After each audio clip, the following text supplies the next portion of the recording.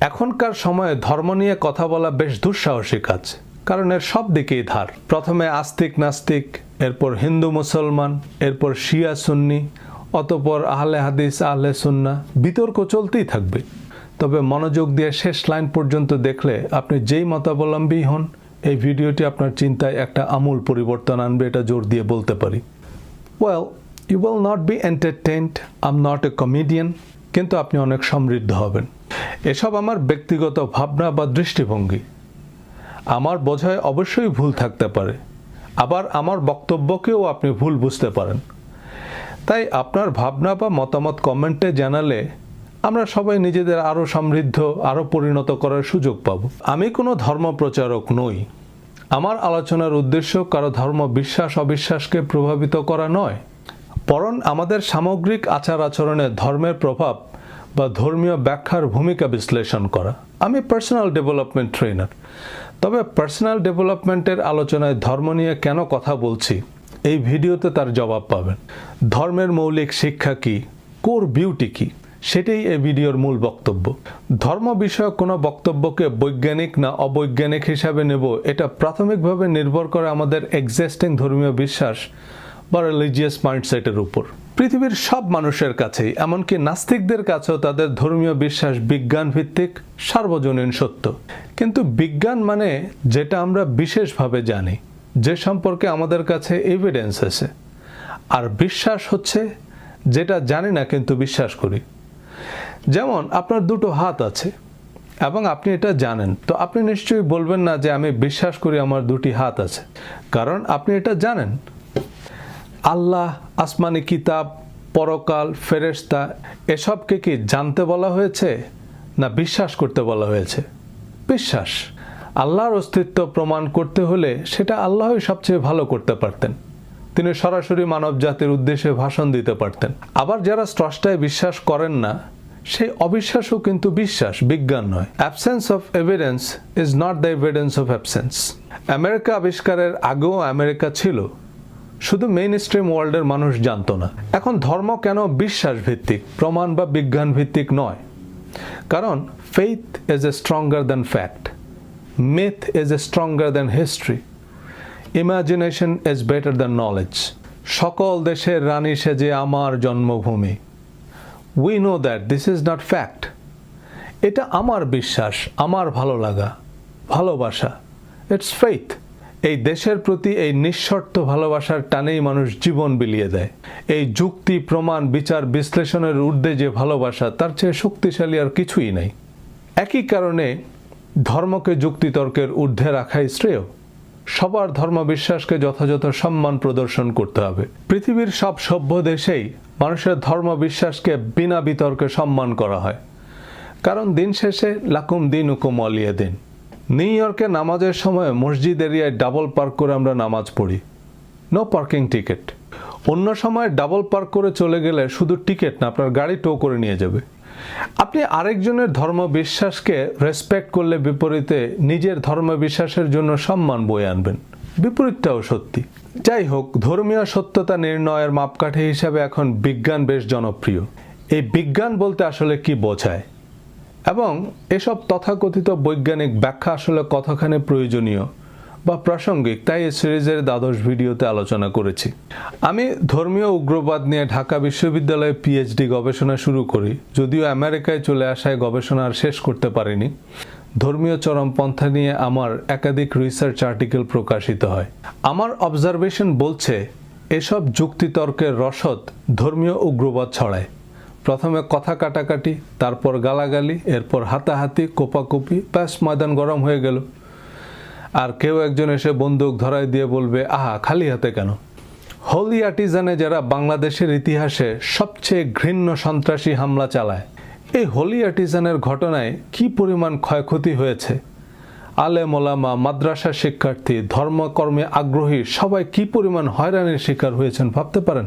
এই যে র্যাডিক্যাল ইসলাম বিরোধী বক্তব্য দিয়ে ট্রাম্প আমেরিকায় প্রেসিডেন্ট হয়েছে, মোদি দ্বিতীয়বারও নির্বাচিত হয়েছে, সারা পৃথিবীতে হেট ক্রাইম বাড়ছে। এসব হচ্ছে ধর্ম প্রচারের চরম পন্থার কাউন্টার ইফেক্ট। ইসলামের নামে যারা টুইন টাওয়ারে হামলা করে, তারা মুসলমানদের জন্য কত বড় সর্বনাশ ডেকে এনেছেন ভাবতে পারেন? টুইন টাওয়ারের নিহতদের প্রতি বছর শ্রদ্ধা আর ভালোবাসার সাথেই স্মরণ করা হয়, কিন্তু টুইন টাওয়ার হামলার কাউন্টার ইফেক্ট হিসাবে সারা দুনিয়ায় কত মিলিয়ন মুসলমান নির্বিচারে মরে। আমেরিকায় বসবাসরত মুসলমানরা কি অবর্ণনীয় পরিস্থিতির শিকার হয়। জনৈক ব্যক্তি রোজার বৈজ্ঞানিক ব্যাখ্যা দিলেন যে জাপানের বিজ্ঞানীরা উপোস থাকা বা অটোফেজি নিয়ে গবেষণা করেছেন। উপোস থাকলে পাকস্থলীর শক্তি বাড়ে, ক্যান্সারের ঝুঁকি কমে, ইত্যাদি ইত্যাদি।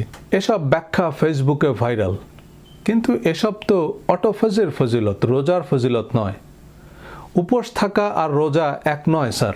আমি সকাল 10টা থেকে রাত 10টা পর্যন্ত উপোস থাকলে আমার অটোফেজি হবে, রোজা কি হবে? বা রমজানের পরিবর্তে রবিউল আউয়াল মাসে রোজা রাখলে কি ফরজ আদায় হবে? তো শেষ পর্যন্ত আপনাকে আসল জায়গায় আসতে হবে। আমার গন্তব্য যখন নির্ধারিত যে ঢাকা থেকে চিটাগং যাব, তো সোজা রাস্তা ধরি। খামাখা দিল্লি, আগ্রা, কাঠমান্ডু ঘুরে যাওয়ার মানে কি? যাদের ধর্মবিশ্বাসে লিকেজ আছে, হাওয়া থাকে না, তাদের এসব অখাদ্য যুক্তির দরকার হয়। এসব আপনাকে তর্ক করার রসদ যোগাবে, ভালো বিতার্কিক বানাবে। যুক্তি ফুরিয়ে গেলেও গালিগালা, ছুরি চাপাতি ব্যবহার করে হলেও আপনি জিতবেন। ইসলাম ধর্মের একজন ছাত্র হিসাবে আমার মূল্যায়ন এই তর্কবাগেশরা হচ্ছে আউল বাউল লালনের দেশে মাইকেল জ্যাকসন। আমি ব্যক্তিগতভাবে অনেক বিজ্ঞ আলেম গবেষককে চিনি যারা সোশ্যাল মিডিয়ায় ভাইরাল হওয়ার কৌশল না জানার কারণে বা এসবে ব্যক্তিগত অনাগ্রহের কারণে টেলিভিশন, ফেসবুক, ইউটিউবে জনপ্রিয় না হলেও সত্যিকারের ধর্মীয় জ্ঞানে অত্যন্ত সমৃদ্ধ।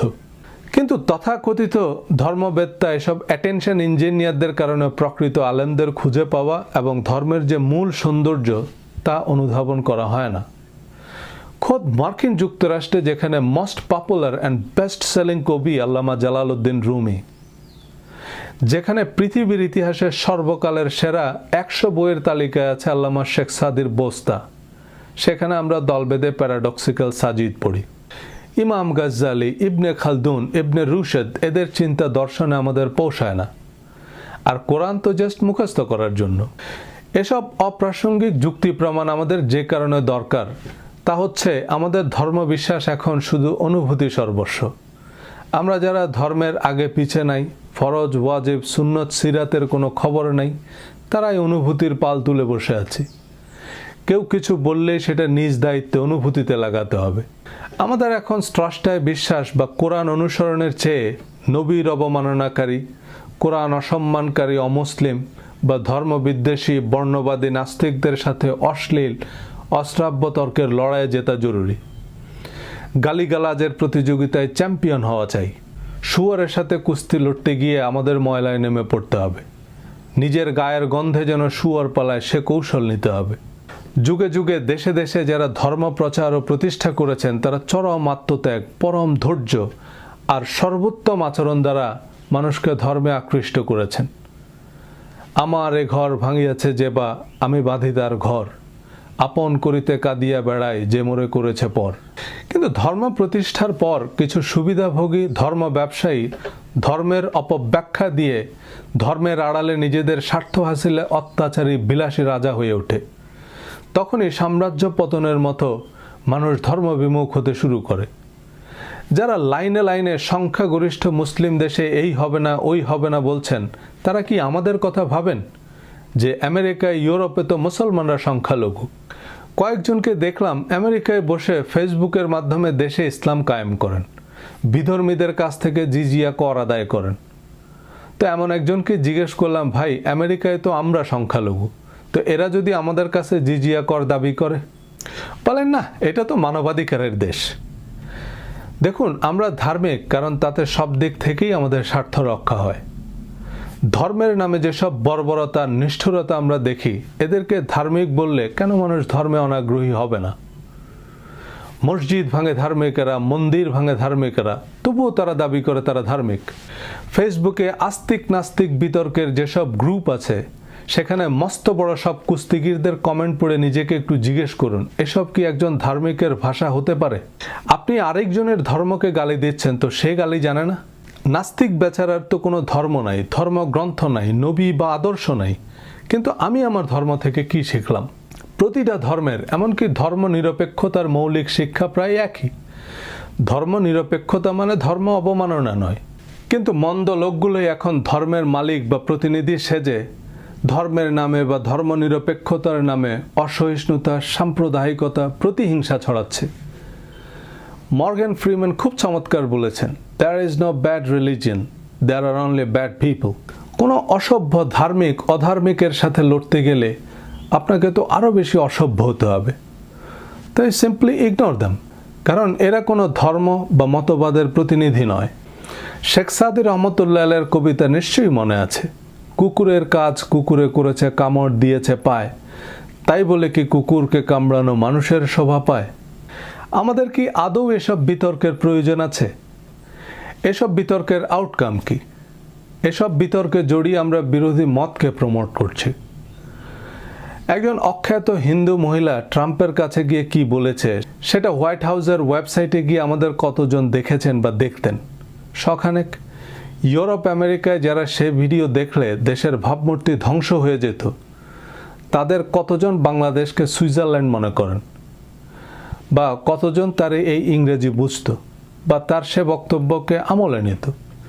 কিন্তু তার সে বক্তব্য সকলের কাছে অত্যন্ত গুরুত্বের সাথে পৌঁছে দেওয়ার ইমানি দায়িত্ব আমরা নিয়েছি। সমালোচনার নামে আমরা নেগেটিভিটি প্রমোট করি। এজন্যই বলা হয় বোকা বন্ধুর চেয়ে বুদ্ধিমান শত্রু উত্তম। শেরে বাংলা ফজলুল হক একবার বক্তৃতা করার সময় শ্রোতাদের মধ্য থেকে কেউ তাকে লক্ষ্য করে ডিম ছুঁড়ে মারলে উনি তাৎক্ষণিক বলা শুরু করলেন, "আমি আজ সত্যি খুব আনন্দিত, গর্বিত যে একজন মানুষকে অপমান করতে হলে যে তাকে ডিম মারতে হয়, এটুকু অন্তত আমার বাঙালি বুঝছে।" ফিজিক্স, কেমিস্ট্রি, মহাকাশ বিজ্ঞান, ডারউইন, কোপার্নিকাস ছেড়ে নিজেদের বেশ জ্ঞানী প্রমাণ করতে গিয়ে আমরা নিজেদের মূর্খ প্রমাণ করছি। আগের ভিডিওতে বলেছি যে বিজ্ঞান মানে বিশেষ জ্ঞান, আর বিশেষজ্ঞ মানে কোনো একটা বিশেষ বিষয়ে যিনি বিজ্ঞ বা যার গবেষণা লব্ধ জ্ঞান আছে। ধর্মকে যখন বিশেষভাবে অধ্যয়ন করা হয় তখন সেটাও বিজ্ঞান। বিজ্ঞানের বিপরীতার্থক শব্দ কি হতে পারে? খুব সম্ভবত মিথ বা সুনির্দিষ্ট তথ্য প্রমাণহীন লোকগাথা। কিন্তু এই মিথ নিয়ে যখন গবেষণা করা হয় তখন আবার তা মিথোলজি। এখন একজন মানুষ তো দুনিয়ার সব বিষয়ে বিশেষজ্ঞ হতে পারে না। আপনি সবার থিওরি ভুল প্রমাণ করেন বা অনেক নাস্তিকরা এসব থিওরির আলোকে ধর্মকে ভুল প্রমাণ করে, তো আপনার ডিসিপ্লিন কোনটা? কিন্তু এসব থিওরি ভুল প্রমাণ করার কি দায় আমার? আমি বিশ্বাস করি আল্লাহ এই বিশ্ব ব্রহ্মাণ্ডের স্রষ্টা, আর কোরআন তার বাণী। আবার ডারউইনের এক কথায় আমার ডায়রিয়া শুরু হয়ে যায়, আমাকে ডাক্তার সাহেবের কাছে দৌড়াতে হয়। তো আবার কেমন বিশ্বাস? ডারউইন ছিলেন একজন বায়োলজিস্ট। তিনি প্রাণের বিবর্তন নিয়ে গবেষণা করেছেন। তার সমসাময়িক কালে এবং পরবর্তীতে আরও অনেকেই বিষয়ে গবেষণা করেন। রাসেল ওয়ালেসও একই সময়ে একই সিদ্ধান্তে পৌঁছান। একই সাথে তাদের দুজনের বই প্রকাশিত হয়। কিন্তু ডারউইন আগে থেকেই বেশ বিখ্যাত ছিলেন, তার ফ্যান ফলোয়ার, সাবস্ক্রাইবার বেশি ছিল। সো ডারউইন পায়োনিয়ার হিসাবে পরিচিতি পায়। কিন্তু রাসেল ওয়ালেস শুধু আস্তিকই ছিলেন না, বেশ ধার্মিকও ছিলেন। আমেরিকার বড় বড় চার্চ, হার্ভার্ড ইউনিভার্সিটির ধর্মতত্ত্বের অধ্যাপকরা ডারউইনের তত্ত্বকে বাইবেলের সাথে সাংঘর্ষিক বলেনি, বরং অনেক ধর্মতাত্ত্বিক ডারউইনের তত্ত্বকে স্বাগত জানিয়েছে যে বিবর্তনের যে প্রক্রিয়া ডারউইন ব্যাখ্যা করেছেন, this is the natural way how god creates life. কিন্তু পরবর্তীতে থমাস হ্যাক্সলি বানরের বিবর্তনের মাধ্যমে মানুষের আকৃতির যে ক্যারিকেচার তৈরি করেন তা হয়ে যায় বিবর্তনবাদের প্রতীক। আর ডারউইনিজম মানে দাঁড়ালো মানুষ বানর ছিল। ধরেন ডারউইন বলেছে দাঁতখানি চাল, মুসুরির ডাল, চিনি পাতা দই, দুটা পাকা বেল, সরিষার তেল, ডিম ভরা কই। কিন্তু এটা ডাক্তার, মোক্তার, কবিরাজ, ইউটিউব মহাদ্দেশ বা ফেসবুকারবার্গ বিভিন্ন জনের তর্জমা তাফসিরের মধ্য দিয়ে যখন আম পাবলিকের কাছে পৌঁছায় তখন এটা হয়ে গেল দাঁতখানি বেল, মুসুরির তেল, সরিষার কই, চিনি পাতা চাল, দুটা পাকা ডাল, ডিম ভরা দই। কারণ আমি ডারউইনিজমের কিছু বুঝছি, কিছু উল্টা বুঝছি, কিছু বুঝি নাই, কিছু কি যে বুঝি নাই তাই বুঝি নাই। এবার আমি এ তত্ত্ব ব্যাখ্যা করতে গেলে শ্রোতাদের অবস্থা কি হবে? উইকিপিডিয়ায় 2 লাইন পড়ে একটু ইলেকট্রন প্রোটন বলতে পারলেই আমি পদার্থবিদ নই। এটা যত তাড়াতাড়ি বুঝতে পারবো ততই তা আমাদের জন্য উত্তম। কট্টর খ্রিস্টানরা হঠাৎ করে বিবর্তনবাদকে বাইবেলের বিরোধী বলে প্রত্যাখ্যানের দাবি তোলে। আমেরিকায়ও এই বিবর্তনবাদ পাঠ্যক্রমে অন্তর্ভুক্ত করতে সর্বোচ্চ আদালতের হস্তক্ষেপ দরকার হয়েছিল। আবার যারা বিভিন্ন বৈজ্ঞানিক তত্ত্বের ভিত্তিতে ধর্মকে চ্যালেঞ্জ করেন তাদের জন্য সোজা উত্তর, ডারউইন যাই বলেছে তা তার জন্য বা সংশ্লিষ্ট ডিসিপ্লিনের যারা ছাত্র, শিক্ষক বা গবেষক তাদের জন্য বিজ্ঞান, কারণ সে বিষয়ে তাদের বিস্তর গবেষণালব্ধ বিশেষ জ্ঞান আছে। কিন্তু আমার জন্য তো তা বিজ্ঞান নয়, কারণ সে বিষয়ে বিশেষ জ্ঞান তো দূরে থাক, কোনো জ্ঞানই তো আমার নেই।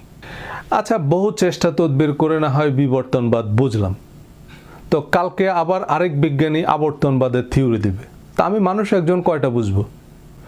এখন কোনো ব্যক্তিগত বিচার বিশ্লেষণ ছাড়া নাসা, হকিংস, ডারউইন, কোপার্নিকাসের নিঃশর্ত বিশ্বাস স্থাপন কি বৈজ্ঞানিক? আমাদের আম জনতার জন্য এসব বৈজ্ঞানিক তত্ত্বে বিশ্বাস বা অবিশ্বাস তো হাওয়ার উপরেই বিশ্বাস। আমরা এসব বড় বড় বিজ্ঞানীদের তত্ত্ব নির্দ্বিধায় বিশ্বাস করি, কারণ এখন বিজ্ঞানের পাল্লা ভারী, এদিকে হাওয়া বেশ জোরালো। মেডিকেল সায়েন্স তো নির্ভেজাল বিজ্ঞান, কিন্তু সে বিজ্ঞানের আমি কি বুঝি? আমরা যে ডাক্তার বা হসপিটালের নাম ডাক শুনি সেখানেই ছুটে যাই। ডাক্তার কি পরীক্ষা নিরীক্ষা করলো, কি ঔষধ দিল, কেন দিল, তার আমি কি বুঝবো? ডাক্তার বিষ প্রেসক্রাইব করলে তো আমি বিষ খেয়ে মারা যাব। সুতরাং ডাক্তারকে বিশ্বাস করা আমার জন্য জ্যোতিষীকে বিশ্বাস করার মতোই, কারণ আমি অন্ধ, আমার তো দিন রাত সবই সমান। বিজ্ঞান অজ্ঞান আমার কাছে একই। আশেপাশের 10 জন যদি বলে এটা ফুলবাগান, আমিও বলবো বাহ কি সুগন্ধ। কলম্বিয়া ইউনিভার্সিটির সামাজিক মনোবিজ্ঞানী সলোমন অ্যাশ মানুষের কোনো কিছু বিশ্বাস করার প্রক্রিয়া নিয়ে 1952 সালে তার বিখ্যাত কনফর্মিটি এক্সপেরিমেন্ট চালান। তিনি বেশ কিছু মানুষকে একটা হল রুমে আমন্ত্রণ জানালেন এবং একটা বোর্ডে লম্বালম্বি কয়েকটা রেখা আঁকলেন, যাতে 1 ও 3 নম্বর রেখা বেশ স্পষ্টতই সমান, বাকিগুলো পরিষ্কার বোঝা যাচ্ছিল অসমান। ইন্টারেস্টিং বিষয় হচ্ছে ওই হলরুমে বেশিরভাগ অতিথি ছিল মূলত পেইড অ্যাক্টর বা ট্রেন্ড ভলেন্টিয়ার। এবার সলোমন অ্যাশ পেইড আনপেইড অ্যাক্টরদের এক এক করে জিজ্ঞেস করলেন কোন দুটি রেখা সমান, এবং তারা যথারীতি ভুল উত্তর দেয়, যেমন 3 এবং 5 সমান, যদিও পরিষ্কার বোঝা যাচ্ছিল 3 এবং 5 নম্বর রেখা মোটেও সমান নয়। মজার ব্যাপার হচ্ছে হলে বাকি যে কজন নতুন অতিথি ছিলেন তারাও বেশ কনফিডেন্টলি ভুল উত্তর দেয়। সুতরাং আমাদের চারপাশের পেইড আনপেইড অ্যাক্টররা যেটাকে বিজ্ঞান বলবে, আমার কাছে তাই বিজ্ঞান। দিন শেষে আমরা বেশিরভাগ কিছুই গণতান্ত্রিক প্রক্রিয়ায় বিশ্বাসই করছি। আমরা অনেকেই ভূতে বিশ্বাস করি না, তবে সেটা দিনের বেলায়। আপনাকে যদি অন্ধকার রাতে কবরস্থান বা শ্মশান এমন নির্জন স্থানে রেখে আসা হয়, তখন দেখবেন আপনার বেশ জোরসোরেই বিশ্বাস হয়। আমার এক বন্ধু অক্সফোর্ড ইউনিভার্সিটিতে পপুলেশন এজিং নিয়ে গবেষণা করছে তার পিএইচডির অংশ হিসাবে। তার ফেসবুক স্ট্যাটাসে কিছুদিন আগে পপুলার সায়েন্স সম্পর্কে লিখে। অক্সফোর্ড সহ পৃথিবীর বেশিরভাগ ইউনিভার্সিটিতেই পপুলার সায়েন্স এখন জনপ্রিয় হচ্ছে। পপুলার সায়েন্স হচ্ছে বিজ্ঞানের জটিল তত্ত্বগুলো সহজ সরল উদাহরণ দিয়ে সাধারণ মানুষের বোধগম্য করে উপস্থাপন করা। আইনস্টাইন, নিউটন, হকিংস, ডারউইন এসব সেলিব্রিটি সায়েন্টিস্টরা নিজেদের ডিসিপ্লিনের বাইরে পপুলার সায়েন্টিস্টও ছিলেন। তারা বিজ্ঞানের জটিল তত্ত্বগুলোকে সহজবোধ্য করে তা সাধারণ মানুষের কাছে পৌঁছাতে পেরেছেন। এই সহজ করাটা কিন্তু মোটেও সহজ নয়। রবীন্দ্রনাথকে একবার তার শিষ্যরা একটু সহজ করে লিখতে বললে কবিগুরু বললেন, সহজ কথা বলতে আমায় কহজে, সহজ কথা যায় না বলা সহজে। The most complicated skill is to be simple. পৃথিবীর সব বিশ্ববিদ্যালয়ে ধর্ম বিষয়ে একাধিক বিভাগ আছে, ধর্ম নিয়ে বিশেষায়িত বিশ্ববিদ্যালয়ও আছে।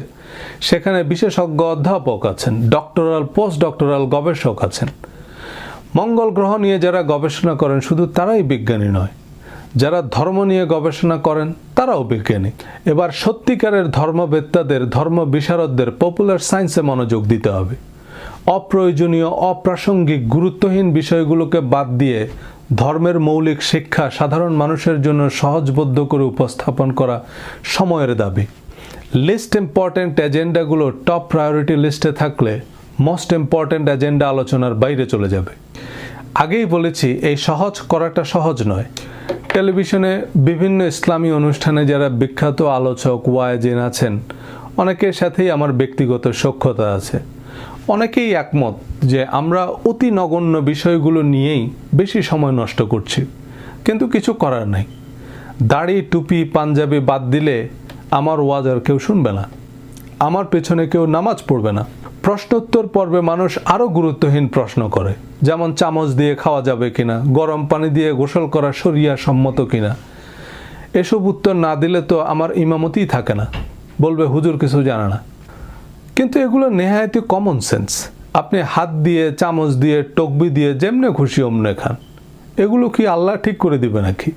কবি নির্মলেন্দু গুণকে একবার পুলিশ চেকপোস্টে থামায়, তো পুলিশ ওনারা চিনতে পারে নাই।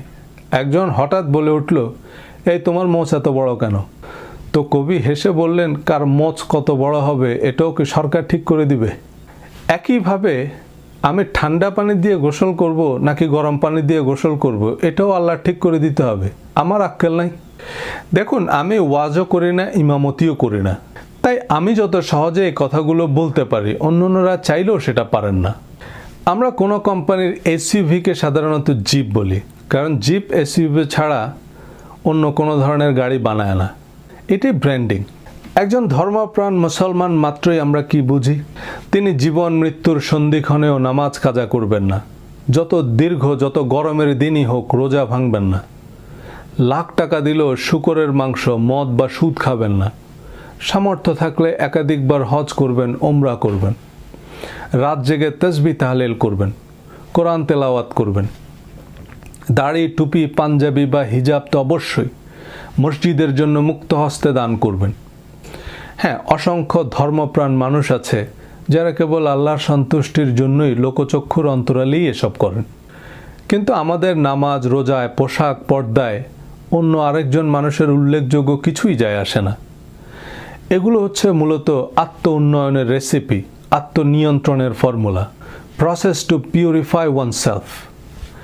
কিন্তু দিন শেষে আমরা দেখতে চাই আউটকাম কি।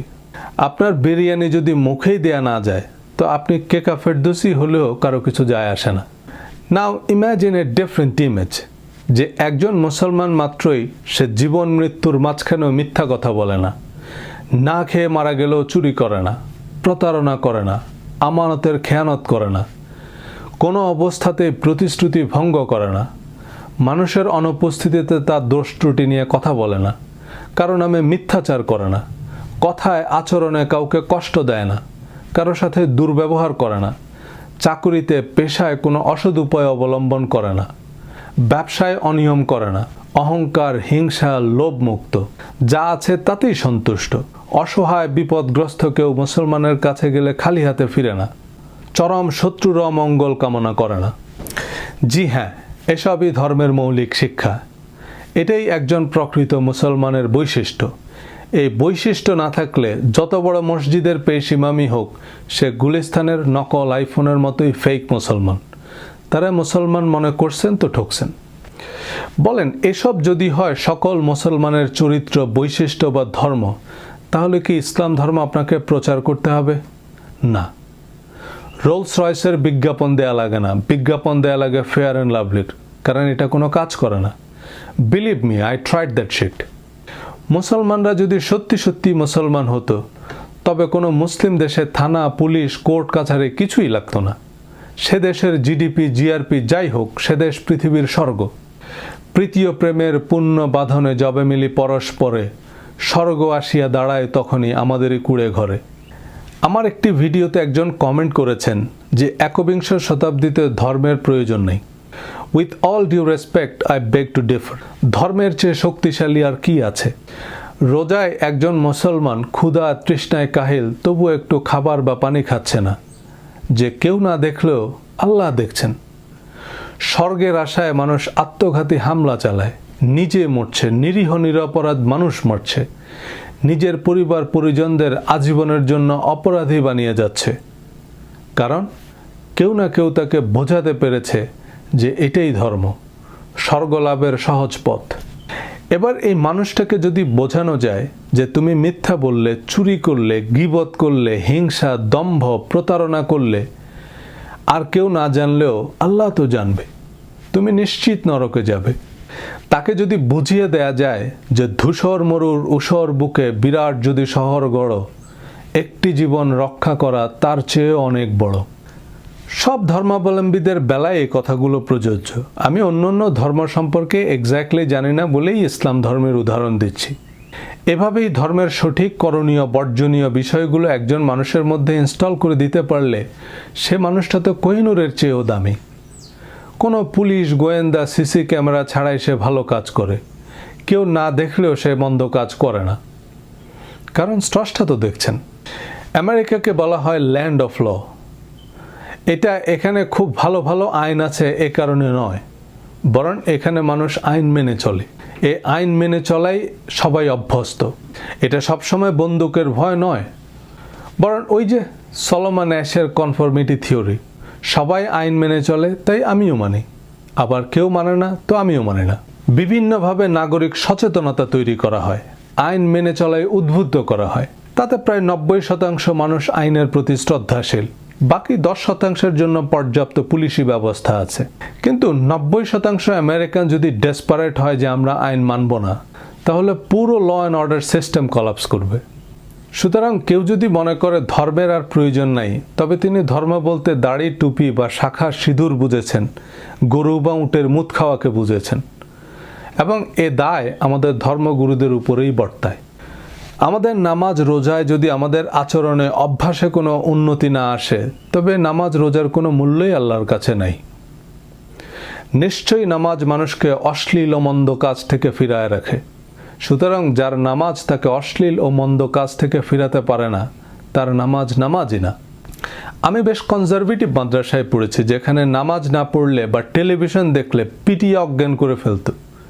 মায়ের হাত থেকে বাঁচার জন্য আমরা অবশ্যই মিথ্যা বলতাম, কিন্তু দোষী সাব্যস্ত হওয়ার পর শাস্তি পেতাম নামাজ না পড়ার জন্য, মিথ্যা বলার জন্য নয়। তো আমি কি শিখলাম? টেলিভিশন দেখা গুনাহ, কিন্তু মিথ্যা বলা কোনো গুনাহের কাজ না। বিল ক্লিন্টনকে ইমপিচমেন্টের মুখোমুখি করা হয় মিথ্যা বলার জন্য, মনিকার সাথে সেক্সুয়াল রিলেশনের জন্য নয়। আমি 1997 সালে মাদ্রাসা বোর্ডের অধীনে মেট্রিক সমমানের দাখিল পরীক্ষায় অংশ নিই। আমাদের ব্যাচে সারা বাংলাদেশে যতজন মাদ্রাসা শিক্ষার্থী অংশ নেয়, প্রায় সবার জন্ম তারিখ 1-3-83। কিভাবে সম্ভব? এই তারিখ থেকে হিসাব করলে মেট্রিক পরীক্ষায় অংশ নেবার ন্যূনতম বয়স হয়। কিন্তু এটা তো আমার জন্ম তারিখ না। সারা জীবনে কতবার জন্ম তারিখ বলার সময় বা লেখার সময় আমাদের মিথ্যা বলতে হয়েছে বা হচ্ছে? এই মিথ্যার উপর ভিত্তি করে চাকরি নিচ্ছি, ইমিগ্রেশন সুবিধা নিচ্ছি, এটা কি নৈতিক? এই মিথ্যা জন্ম তারিখ দেয়া পাসপোর্ট নিয়ে হজে যাচ্ছি। এত বড় বড় মাদ্রাসার এত বড় বড় আলেমদের মাথায় এটা আসেনি। যে মুসলমান প্রাণ বাঁচাতেও জয় শ্রীরাম বলবে না, সে মুসলমান অবলীলায় মিথ্যা কথা বলে। রেজিস্ট্রেশনের সময় অনেকের নাম পরিবর্তন করে দেয় অনেক মাদ্রাসা কর্তৃপক্ষ। আমার সজল নাম নাকি হিন্দু নাম, নামের আবার হিন্দু মুসলমান কি? আবদুল্লাহ, আমেনা, হালিমা, খাদিজা, আবু বকর, ওমর, ওসমান, আলী রাদিয়াল্লাহু তাআলা আনহু, ওনাদের এই নামগুলো তো ইসলাম গ্রহণের আগে থেকেই, এবং ইসলাম গ্রহণের পর কারোরই নাম পরিবর্তন হয়নি। সুতরাং বুঝলে বুঝপাতা, না বুঝলে তেজপাতা। আমি জানি এ মর্মে আপনি কয়েকটা হাদিসের স্ক্রিনশট দিতে পারবেন, কিন্তু ওই যে বললাম প্রায়োরিটি এবং পরিমিতি। খাবারে লবণ দিতে হবে, কিন্তু 1 কেজি মাংসে 3 কেজি লবণ দিলে তো খাবারটাই বরবাদ। আত্ম উন্নয়নের জন্য এখন সারা বিশ্বে মানুষ মেডিটেশন বা ধ্যান যোগে ল অফ অ্যাট্রাকশন চর্চা করে। এখানে খুব সেন্সিটিভ বিষয় হচ্ছে আপনি কি আউটকাম অ্যাট্রাক্ট করছেন, পজিটিভ না নেগেটিভ। নিজের মধ্যে যেরকম পরিবর্তন চাইবেন তাই পার্মানেন্ট হবে। এ কারণেই আগে ইতিবাচক পরিবর্তনের লক্ষ্যমাত্রা ঠিক করতে হবে, নইলে নেগেটিভটাই পার্মানেন্ট হবে। নামাজে দাঁড়ানোর উদ্দেশ্যই যদি হয় লোক দেখানো বা লোক ঠকানো, তবে ঠকবাজি তার চরিত্রে পার্মানেন্ট হবে। লম্বা দাড়ি টুপির পারপাস যদি হয় পকেট ভারী করা, তবে এই প্রতারণা বা ভণ্ডামি থেকে সে আর বেরোতে পারবে না। আলেম ওলামাদের প্রধান কাজ হওয়া উচিত এই আউটকাম কি হবে তার উপর জোর দেয়া। রমজানে কোন দোয়া পড়লে কত নেকি হাসিল হবে, এর চেয়ে জরুরি এটা বোঝা যে রোজাটা আসলে কেন রাখছি, এই সংযমের উদ্দেশ্য আসলে কি পরিবর্তন আনা। নবীজি নূরের তৈরি না মাটির তৈরি, রওজায় জীবিত না মৃত, এসব আল্লাহই ভালো জানেন। আমাদের তো এসব নিয়ে মাথা ঘামানোর কোনো দরকারই নেই। নবীর সিরাতের শিক্ষা নিতে হবে। কমান্ডো ইউনিফর্ম পরলেই সে কমান্ডো নয়, নবীর পোশাক পরলেই সে নবীর উম্মত নয়। কারণ একই পোশাক নবীর দুশমনরাও পরতেন। এই প্রায়োরিটি না বোঝার কারণে আমরা গুরুত্বহীন বিষয়কে গুরুত্ব দিচ্ছি। একজন হয়তো হুমহাম করে বলবেন, আল্লাহ কোরআনে ৮২ বার নামাজের কথা বলেছে, দাড়ির কথা কোরআনে নাই কিন্তু হাদিসে আছে, বুখারীতে নাই তো বাইহাকিতে আছে, ফাজায়েলে আমলে আছে, ইত্যাদি ইত্যাদি। হ্যাঁ ভাই, কিন্তু কোরআনে আরও ৬,০০০-এরও বেশি আয়াত আছে। অন্ধকে হাতি দেখানোর মতো সবাই যার যার সুবিধা মতো কোরআনের ২০-২৫টা আয়াত, গোটা ৫০ হাদিস আর কিছু গল্প স্বল্প নিয়ে দোকান খুলে বসেছে। এই দোকানদাররা কেউ আপনাকে হাতির লেজ ধরিয়ে দিয়ে বলবে, এই দেখেন হাতি হচ্ছে গিয়ে সাপের মতো। কেউ কান ধরিয়ে দিয়ে বলবে হাতি হচ্ছে আসলে কুলার মতো। আরেকজন বলবে, ধুর এই দেখেন হাতি হচ্ছে গাছের মতো, এই বলে আপনাকে হাতির পা ধরিয়ে দিবে। কয়েকজন নাস্তিককেও দেখেছি তাদের খদ্দেরের চাহিদা অনুযায়ী শখানেক আয়াত বা হাদিস জোগাড় করেছে, সেগুলোকে নিজেদের মতো পরিবেশন করছে। তারাও এখন ডক্টর নায়েকের মতো সূরা নিসার অত নম্বর আয়াত, আবু দাউদ শরীফের অত নম্বর হাদিস এভাবে রেফারেন্স দিয়ে দিয়ে কথা বলে নিজেদের ম্যাকবুক প্রো প্রমাণ করতে চায়। সবাই নিজ নিজ দোকানে ভিড় বাড়ানোর চেষ্টায় আছে, আর দোকানে দান বাক্স তো আছেই। মানুষের দানের টাকায় প্রাসাদোপম মসজিদ মন্দির তৈরি হয়, তাতে মানুষের অধিকারই উপেক্ষিত। স্বর্ণখচিত শ্বেত পাথরের মসজিদ বানাই আল্লাহকে খুশি করতে? আল্লাহ কি আমাদের এই স্বর্ণ আর শ্বেত পাথরের কাঙ্গাল? বড় কোনো স্কলারকে জিজ্ঞেস করবেন মসজিদের আসল পারপাস কি। গুলশান অ্যাভিনিউতে ১,০০০ কোটি টাকার প্রপার্টিতে একটা মসজিদ কি শুধুই শুক্রবারে ২ রাকাত নামাজ পড়ার জন্য? না। মসজিদে অসহায় মুসাফির যার হোটেলে থাকার সামর্থ্য নাই, সে রাতে ঘুমাবে। মসজিদে মানুষ দান করে, সে দানের টাকায় অভুক্ত মানুষ খাবে। মসজিদের টয়লেট সবার জন্য উন্মুক্ত থাকবে। নামাজের সময়ের বাইরে মসজিদ হবে কমিউনিটি সেন্টার, বয়স্ক শিক্ষা, শিশু শিক্ষা, টিকাদান কেন্দ্র, পাবলিক লাইব্রেরি। এক কথায় যত রকম ভালো কাজে এর ব্যবহার করা যায়। অথচ মসজিদে বড় করে লেখা থাকে মসজিদের দুনিয়াবি কথা বলা হারাম। নামাজের পর মসজিদের তালা লাগিয়ে মসজিদের পবিত্রতা রক্ষা করা হয়। কাজী নজরুল ইসলাম ৭ দিন না খাওয়া এক বুখারীকে নিয়ে কবিতা লিখেছেন, যাকে মসজিদ মন্দির থেকে খাবার না দিয়ে তাড়িয়ে দেয়া হয়, কারণ সে নামাজ পড়ে না, পূজা করে না, আল্লাহকে ডাকে না। কবির বর্ণনায় বুখারী ফিরিয়া চলে, চলিতে চলিতে বলে, ৮০টা বছর কেটে গেল আমি ডাকিনি তোমায় কভু, আমার ক্ষুধার অন্নতা বলে বন্ধ করনি প্রভু। তব মসজিদ মন্দিরে প্রভু নাই মানুষের দাবি, মোল্লা পুরুত লাগায়েছে তার সকল দুয়ারে চাবি। আল্লাহর ঘর, আল্লাহর সৃষ্টি সবার জন্যই উন্মুক্ত থাকবে। কিন্তু আমেরিকায়ও দেখছি হানাফি, সালাফি, আহলে হাদিস, লামাজহাবি সবার আলাদা আলাদা মসজিদ। হানাফি মসজিদে সালাফিদের প্রবেশ নিষেধ। কবিতায় বলেছেন, খোদার ঘরে কে কপাট লাগায়, কে দেয় সেখানে তালা, সব দ্বার এর খোলা রবে, চালা হাতুড়ি শাবল চালা। মানুষের যেমন মানুষ হতে হয়, মুসলমানকেও তেমন মুসলমান হতে হয়। নবীজি শিখিয়েছেন কিভাবে সত্যিকারের মুসলমান হতে হয়, অনন্য মানুষ হতে হয়। পরচর্চা, পরনিন্দা, মিথ্যাচার তো সাম অফ দ্য ওয়ার্স্ট ক্রাইম।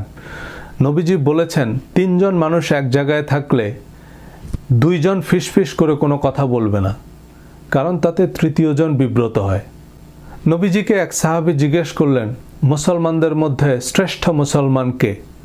নবীজি বললেন, যে মানুষের সাথে সর্বোত্তম আচরণ করে। মানুষের সাথে সর্বোত্তম আচরণ করাই স্রষ্টার সাথে সর্বোত্তম আচরণ। আমাদের নবী বলেছেন, হাসরের দিন বলিবেন খোদা, হে আদম সন্তান, আমি চেয়েছিনু ক্ষুধায় অন্ন তুমি করোনায় দান।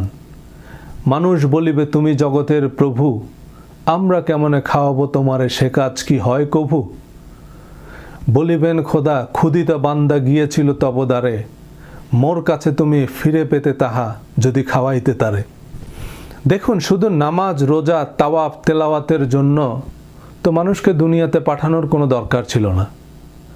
দুনিয়া আখেরাতের আদর্শ পরীক্ষাগার, কারণ এখানে আমাদের ১০০ রকমের দুশ্চিন্তা, অনিশ্চয়তা, অভাব, অনটন, রোগ, শোক, ব্যবসা বাণিজ্য, দেশ, জাতি, কত রকমের স্বার্থের দ্বন্দ্ব। এসবের ভিতর দিয়ে আমরা কতখানি ধর্মের প্রকৃত আদর্শে অটল থাকি, সেটাই আমাদের পরীক্ষা। যে মানুষ শতভাগ ধর্মীয় মূল্যবোধে শক্তিমান, আখেরাতের কথা বাদ দিলাম, সে মানুষ দুনিয়াতেই অবিসংবাদিত, অনুকরণীয় আদর্শ। Thank you for your time.